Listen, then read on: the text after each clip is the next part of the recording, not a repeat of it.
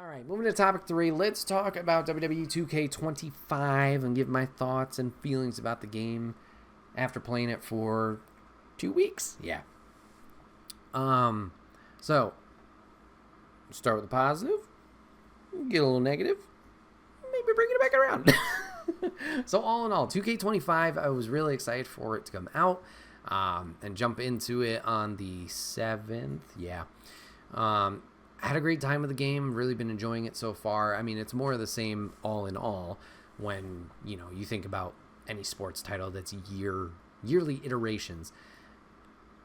They build on it a little bit and just polish. And I think 2K25 in ways is the same. Follows this pattern. And it's great. I think presentation-wise, everything is really crisp. Everything is literally clear in terms of the graphics and the entrances and how the superstars look. The wrestling feels good. And I think from a substance standpoint, this was a win for these guys in terms of there is a lot of things to do, and I think I really appreciate that. So what I mean by that is there's a lot of game modes that you can jump into, from My Rise to My GM, Universe, My Faction, Showcase, The Island. The community creations are still there.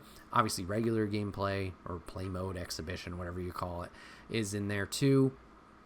There's a wide variety of game modes that you can jump into, and that's something I really appreciate. Granted, as we talked about in the past with 2K24, 23, 22, GM mode is where I spend most of my time, for the 100 to 200 hours that I play every year. GM mode is probably 90 to 95% of that. But this year, so far, there's been other modes that have been enticing me more and more and bringing me in and kind of taking my play time. And I've been enjoying my time diving into these modes more and more.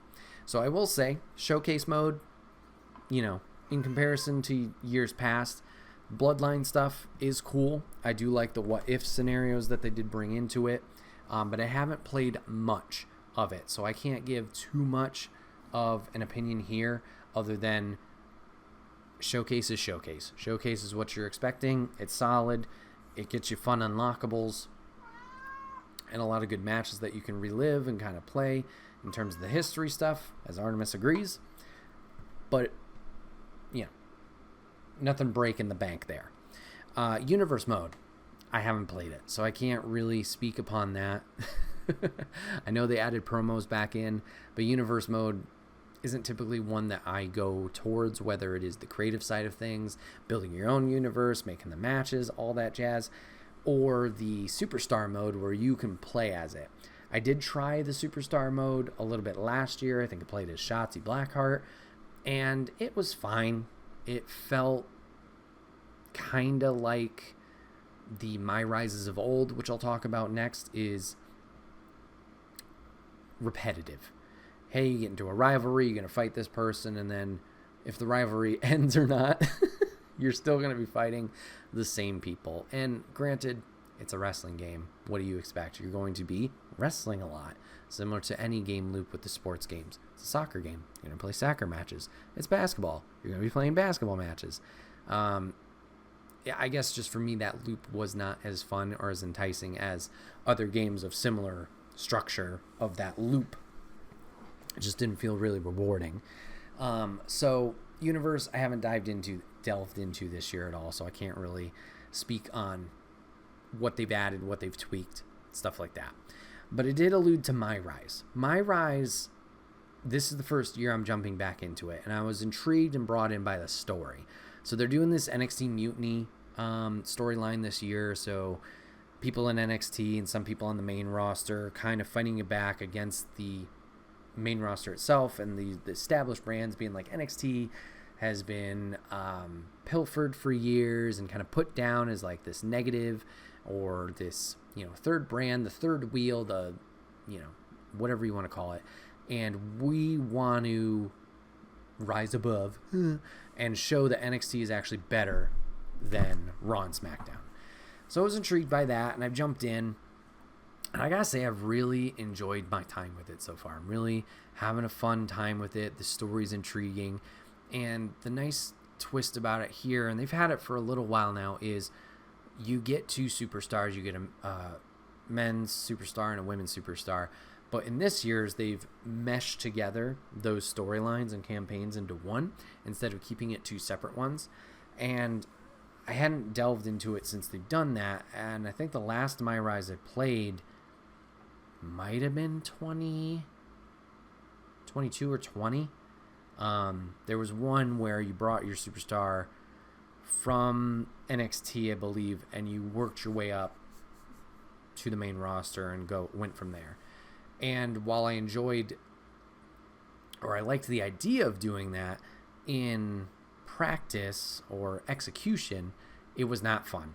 Shout out to Big Cass. No slack against you, IRL. But when I was playing, okay, I got a rivalry with Big Cass. All right, cool. We're going to fight for 4 weeks. Should be done. Then you move on to the next one. We go on to the next one. Nope, I was fighting Big Cass over and over and over again with nothing in between. Nothing building a story, nothing narratively that was exciting or enticing to have me keep going. Just on and on. Not even special stipulations. Just normals match. Go. And that really just put me off. I was like, I don't care. I don't care enough about the creative side of things to make wrestlers anymore. And it just wasn't fun. So to have the story here be so enticing and then be rewarding in terms of like it keeps going and it feeds you more and more each week in and week out, I was like, yes, thank you. So playing this, it's fully hooked me. Jumping in between the 2 superstars is nice as you get the different perspectives and storylines that you get with them, as one wrestler fights on Raw, one wrestler fights on SmackDown, and you go against the opposition there and deal with the things that they need to deal with. So there's that. There's also rewards and unlockables involved here, and it seems like there's a wide variety. One thing that I've been introduced to recently playing is something called live events. So live events are just your random kind of put together exhibition matches. They don't really lead to anything that's going to build the story or go and progress it at all. It's just something you can do in the meantime to get stat points that you can upgrade your wrestlers in or with to make them better, stronger, whatever. But by doing that, every match that you play, you get a star ranking, just like normal modes. And that star ranking will help build towards unlockables. So you can unlock My Faction cards, which I know everybody feels about, but you unlock the My Faction cards, which by doing so unlocks them in every game mode, and then you can use that anywhere. So it's a nice reward that you can chase after. So the first one, I believe you got to get 20 stars, which in hindsight, not a lot. Gets you Super Cena, so you get Invisible John Cena. Cool. Then it's a lot of My Faction exclusive wrestlers that you'll see, they're superstars that they built, the custom wrestlers like a Cole Quinn and Psycho Sally, I don't know, but there's names in there. Personally, there's a big chunk in there. I'm like, I don't care. But then you get to the end, and there's Demon Finn Balor, which I think they announced prior to the game's release was going to be a thing. I know he's on the base roster, which you can unlock him either through your Supercharger pack or through those exhibition points. But this one's like a dark scale one, so it's black and white paint. Cool, an alternate. And then you get current day DDP is your last one. I don't know if there's more. I doubt they would add more because it's, the story mode, unlike a My Faction where they'll add things over time. But cool rewards there. That's one factor of it. And then there's other factors per story chapter. So title belts and arenas and more that has been hinted at, but I don't know exactly what it is. So I'm enticed to keep playing because I'm getting stuff out of it along with this good story and narrative. I will say some of the stuff a little cheesy. They did get wrestlers to do voice lines, which is amazing. Love that. Are their voice performances the best? No, they do fine. It definitely seems like some people did better than others. I'll shout out Adam Pearce. I think he did a good performance. Others, it's very monotone. There's not a lot of inflection. Yeah.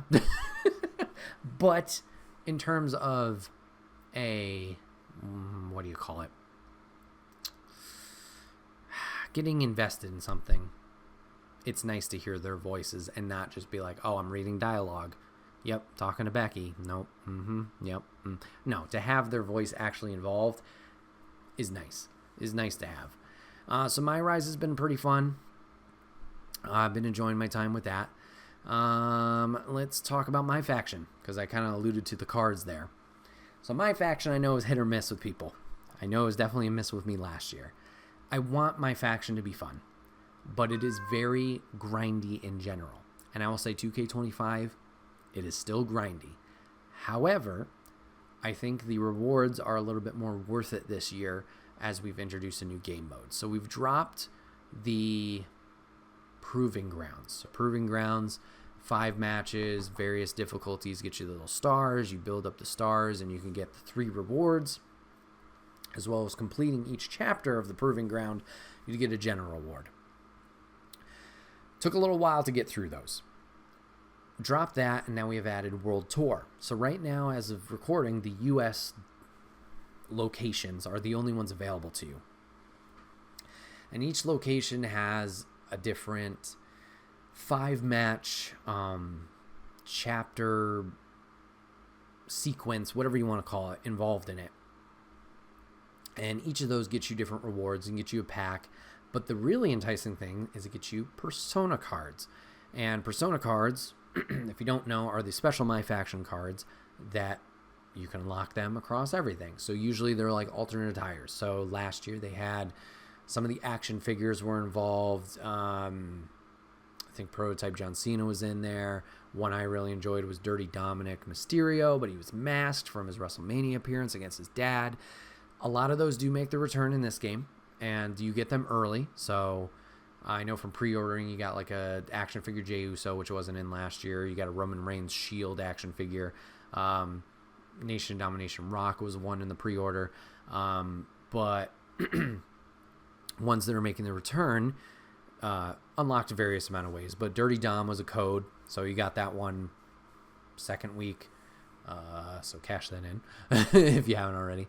But Trish Stratus is an action figure you can unlock. Booker T01, just normal, is an attire you can unlock. Prototype John Cena. And then in World Tour, there's separate ones. There's new ones, and some returning. But there was a Kalani Jordan from 2023. She's in there. Rob Van Dam from 02? Question mark. There's a RVD in there. CM Punk's in there. His old one, Straight Edge Society. So you can unlock that. Get his old music and whatnot. Hell yeah. So that's been fun to be like, oh, I'm actually getting useful things here. Useful. Getting rewarded here instead of just random pack that may have random cards that don't mean anything or repeat stuff. Which, don't get me wrong, still there. But the World Tour has been pretty fun and once again is enticing because of those rewards. I mentioned the attainable Persona cards. Once again, got notes up here. I do apologize. Packs. Packs are still expensive. Packs are still grindy. It sucks. Superstar Series pack, which is like your basic stuff, is not available in the shop this year. Last year it was. You could get through, get your like generic people, try and get them out of the way, and then when they showed up in any other pack, because they were everywhere, you had the potential, okay, yes, it's a repeat, yes, it sucks. You would at least get My Faction points back. Definitely not enough to, feel worthy. Still the same here. I'm not going to defend that. But at least last year, that was a pack you could purchase. This year, it is not. The Superstar Series pack is locked behind certain game modes. So your World Tour mode, your weekly towers as an occasional reward. That sucks. However, I think, to play devil's advocate, I think there are way less Superstar Series cards this year than there were last year. There's only 60 this year. I couldn't tell you what 2K24 has off the top of my head. But I feel like that was a bigger collection that you that it was drawn from. So, if you get that 60 sooner, like I said, those Superstar Series cards can show up in any pack. So right now they have 3 They have Fierce, they have Ascent, and they have Legends. So those are your more rarer cards. Those are the ones you're going to be chasing after, where it might have a Persona card, it might have the oddities to unlock other Personas, and the higher ranking cards that you want to use to have better stats and all that jazz. So sucks a little bit that you can't just get it out of the way to then increase your odds for at least the repeats. You get the My Faction points to then go back into the pool to try and pull more cards. It's not there. So that's a little bit of a negative. A positive from the card pack pulling. Once again, still expensive. So, take everything with a grain of salt. Not Persona. What are they called? Oddity cards. Oddity cards, you get 5 of them, you would unlock different Personas. So the ones are Trish Action Figure, there's a Booker T, King Booker, excuse me. Trying to think of who the other 2 are. There's 4 right now. Those oddity cards were like insane to come by last year. At least it felt that way. This year the odds are up huge. So, actually attainable. That's nice. So My Faction, all in all, has been more fun. I've made it like a personal goal to play it more this year and not let it just slide by, which sounds weird because, once again, it is a very grindy mode if you make it a grindy mode. Shout out to Rival by Ringside over on YouTube. I know he's put out helpful videos of like, this is the match you want to grind. And even watching that, it's like, oh, okay, 600 faction points for a 2-minute match. And then you start doing the math, and you're like, oh, wait a minute. So a 10-pack of cards here is like 120,000, 600 per 2-minute match. What? I'm only going to get this much if I did this match nonstop for an hour? It's like, gross! So, yeah. Don't get me wrong. That's still there. I want to play it more. I want to... The World Tour is enticing. Staying on top of things and not letting it just go by where there's like 50 weeks and it's like I can never catch up. We'll see. So far I've been playing it on and off pretty regularly. Hopefully it can keep giving enticing rewards and unlockables to have the player chasing it throughout the year. Time will tell. And then, yeah, obviously I doubt it. I doubt the pack math of My Faction points is going to change. They know what they're doing here. It's the microtransaction stuff they've been doing in NBA, that FIFA, whatever the soccer game, can't think of it. I don't play soccer games, but like those players have talked about it as well. It's unfortunate. And that leads us to the island, which is another one of these microtransaction heavy areas. And I was intrigued by the island and like, oh, this seems like something cool, something new that they're trying out. Unfortunately, it is not much to talk about. Next-gen console players, PS5, Xbox Series, you're the only people who get this. It's not on PC. It's not on past console gens. And to be honest, you're not missing much.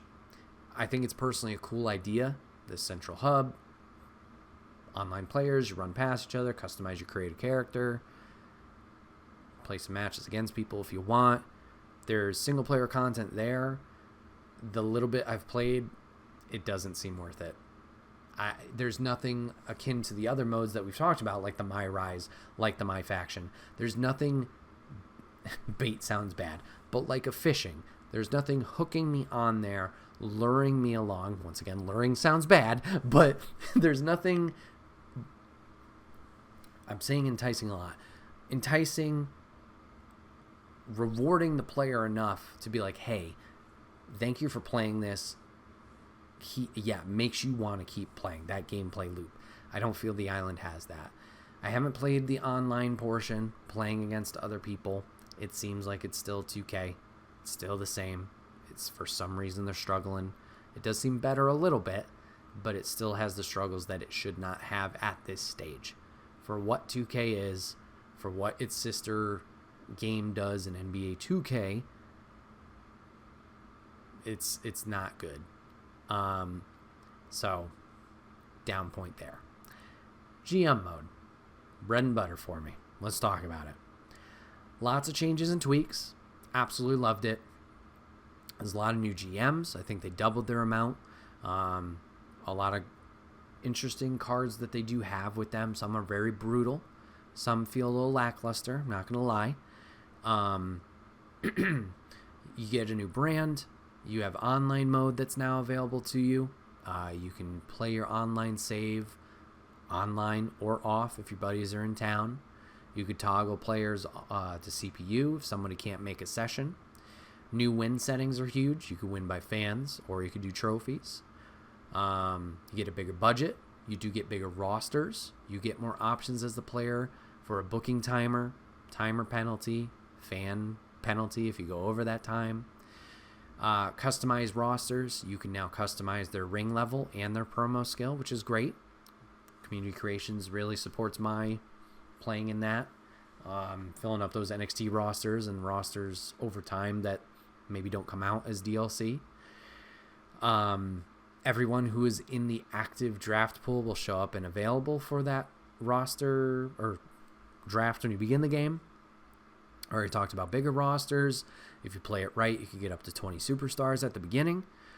You can check other brands' rosters at any point through the GM assistant. Slight change is you can finish rivalries at the Go Home show. And now PLEs or pay-per-views are joint. 2 matches against each other. 1 match, depending on how many players, for yourself to finish rivalries. And you'll get the PLE exclusive power cards, which are huge. And some are insane. So that's been fun.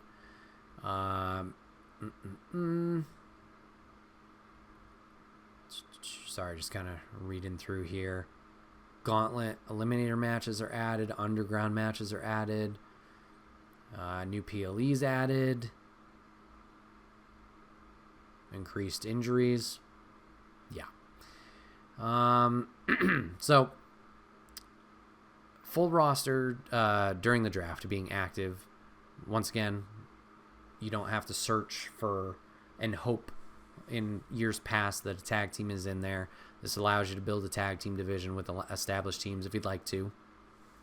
From a personal standpoint, this kind of limits the replay value a little bit. With the random rosters in the draft pools in last year in 23s, that randomness kind of helped me in terms of a replay and kind of feeling fresh from game to game. So you lose that a little bit with just having all the active people available, but I think the pros outweigh the cons in that factor once again, with not hoping that, oh, the Street Profits, both of them are going to be in there. Oh, nope, only Montez. Dang. And then you got to search for Angelo the whole time. You don't have to worry about that this time. Shared PLEs make it tougher to settle rivalries early on. You need to unlock that steel cage in the...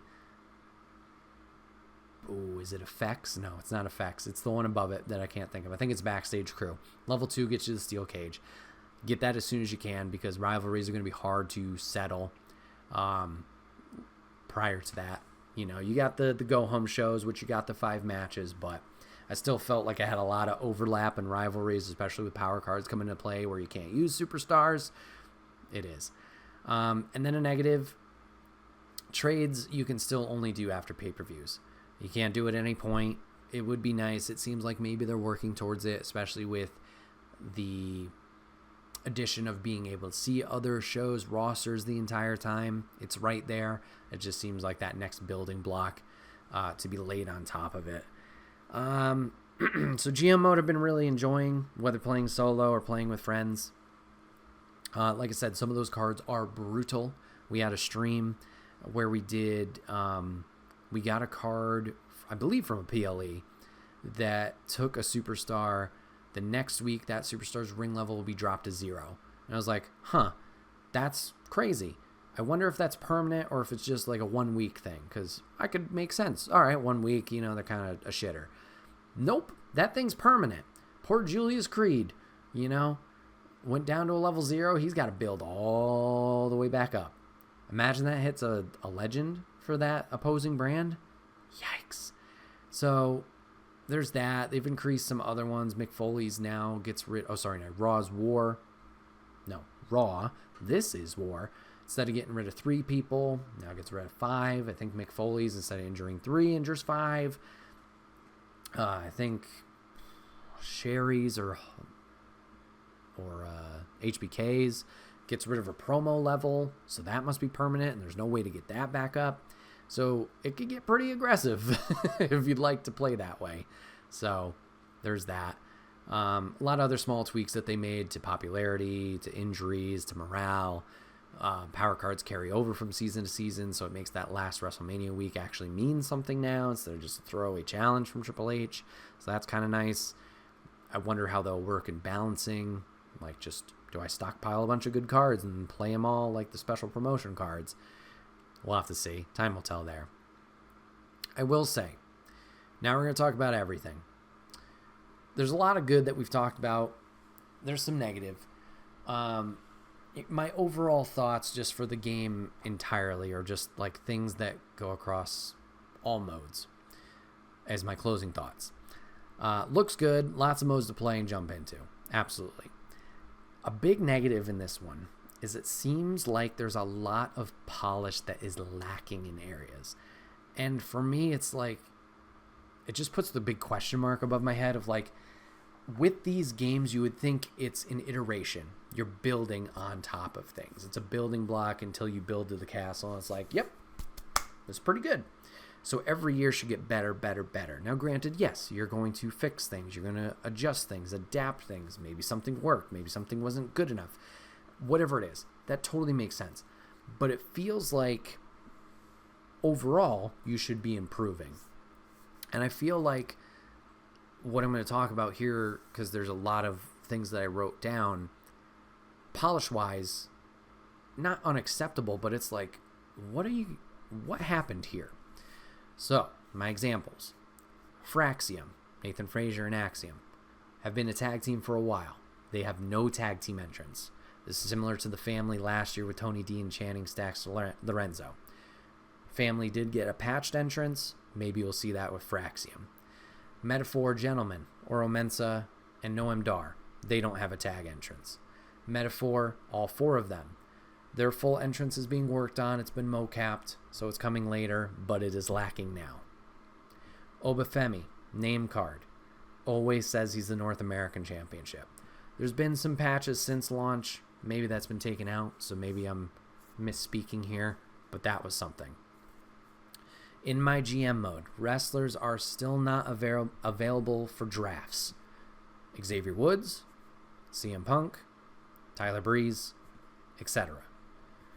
That's been something in the past. Why can't we fix that? If it's it's just a hypothetical game mode, right? Who cares if there's 2 Xavier Woods in there, one's playing a GM, one's on the roster? If that's such a big deal, make it an if-and situation, or if-or situation.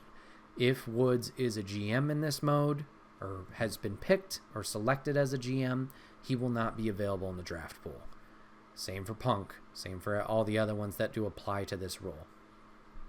And make it a disclaimer. Or toggle it. I shouldn't have to go to Community Creations, or myself, I guess, make another Xavier Woods just to have him available in this game mode. That seems a little silly to me. Some alignments in the general roster pages are not updated to their most recent one. That's fine, alliances change all the time.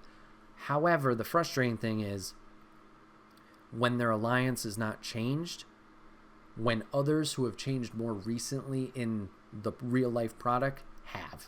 That's annoying. Most recent NXT belts, not included. Maybe they'll be included in a patch. Speaking of the titles, there's no speed titles. I know that's a X exclusive title. Who gives a shit? Mid-card titles for GM mode. The women, not available. So you're not going to have the women's women's United States, the women's IC. This was something that I believe was in WWE2K25. I think it was 23, where the men's mid-card titles were not involved. So perhaps that will also be patched in. Just another silly situation that has already happened in the past. Why is this not already a thing here? Seems odd. Especially with the titles being in the game. I think there was early development talks or before the game came out, like, oh, we're not sure if the women's US and the women's IC are going to make it even into the game. If they didn't make it into the game and then obviously didn't make it into GM mode, that makes sense. But the fact that they're in one and then not in the other, question mark. Little weird. Like I said, I would hope they would patch it in. I'm going to have a short coming out about some other weird bugs on GM coming out maybe Friday. It's a 10-person team. And I love that it's a small knit team and that they're dedicated to it. Shout out to New Legacy Incorporated. He had a preview with, I think his name's Tyler. I could be wrong, and I'm so sorry. The lead developer there. They're definitely passionate about what they're doing and they're hardworking. I don't want this all to be like, oh, you guys suck. Absolutely not. Appreciate what everybody does on that dev team. I know game dev is not easy. It's just, once again, building blocks. If it was like a new game every year, a new IP, a little bit more forgiving. But you're building on last year's game and the previous year's game and stuff before that. It's not like you have to start fresh every time. You've laid the groundwork down. Yes, from a coding perspective and all that, I'm sure there's an element of restart, but I just want you to be better. Not like, ooh, you need to do better, but like, I want to give you your flowers more and more every time. Just be like, you're amazing, they're awesome. And these little things just, it's like, dang, that stinks. Sorry for the rant.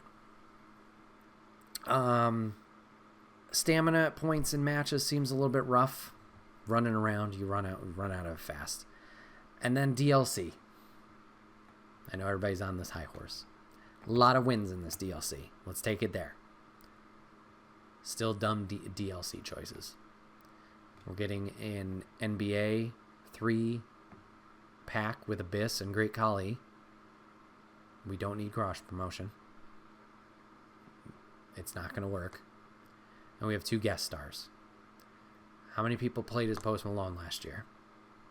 How many people played as Machine Gun Kelly 2 or 3 years ago? I don't know. Maybe it's me. Maybe this is like a play to the general audience.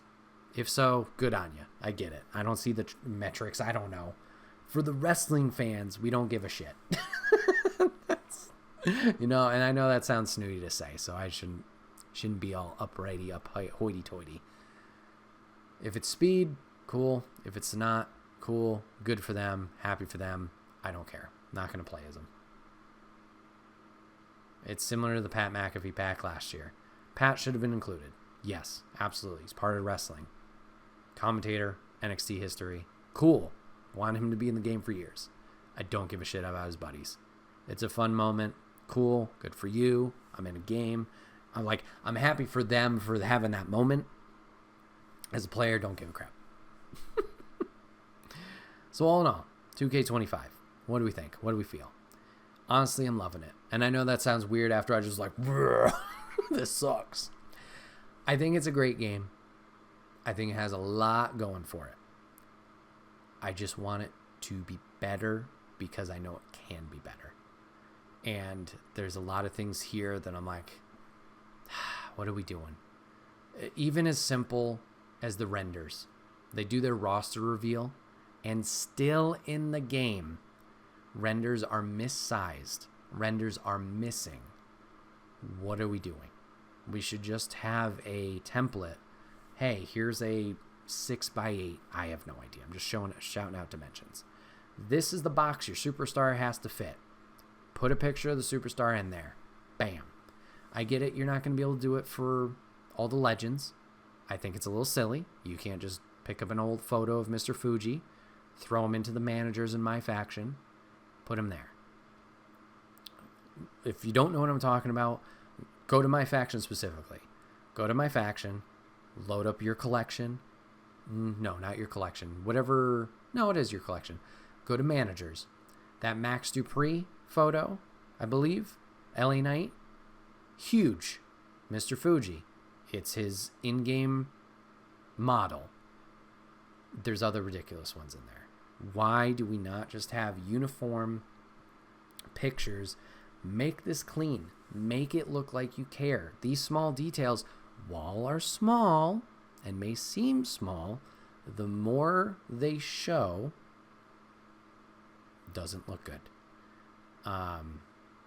Trying to think, there was something else similar to the renders. Doesn't matter. Can't think of it.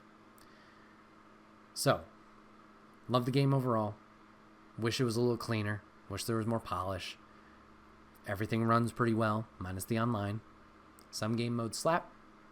Some game modes do not. It's really going to be hit or miss. I've been seeing this game get a lot of high scores, which I think aspects of it definitely do deserve. Others do not. The fact that New Day has had the same entrance for 4 years. Not even the character change. I'm not even upset about like, oh, they should have their heel entrance. No, they went heel recently. I get that. The fact that you have a lot of carryover from last other games. New Day for 4 years, the same entrance. Other superstars, same thing. To have that and then to have all these other things just not cleaned up. It'd be one thing. Sorry, I know I'm going on a rant right now, so I'm going to try and end it quick. It'd be one thing if all these factors over here, repeat assets, recycled stuff. It'd be one thing if those were there and everything else other than that was perfect. All your new stuff, all your other stuff, perfect. The fact that it's recycled and there's stuff that's not good or, cleaned up, that's a bad look. I get it. It's a quick turnaround. I get it. It's a year. But once again, you're building blocks here. You're building the tower. If you need to, unfortunately, drop PS4 and Xbox One titles or editions because that's taking up too much of your time, maybe that's what you do. I'm not saying trying to, shit on people who got the older consoles, but at some point we got to let the leash go. And that's across the whole game industry. That's a whole nother conversation. 2K, I love you. Thank you for the amount of hours that I get to play that game and enjoy myself. I just want us all to be better. Well, everybody, this has been another episode of the Wait What Are We Talking About podcast. My name is Bret, a.k.a. Enigma9011, and I appreciate you guys tuning in today for the wide variety of topics. Sorry for the gap. Appreciate your patience as well. If you guys have any any additions to the conversation on the topics we had here today, feel free to let me know down in the comment section below your thoughts and feelings, and I'll get back to you in that comment section. But you guys can catch this podcast live over on YouTube, where it's broken out topic by topic and put as one big video and MP3 for amusement on the Friday as well, the following Friday from recording. Any way you can support the show, likes, shares, subscriptions, whatever it is, it may seem small, but it's helped the channel grow. So if you take the time to do that, we would love and appreciate you for it. Once again, thank you guys so much for giving us a watch, giving it a listen. We'll see you guys on the next one. Take care.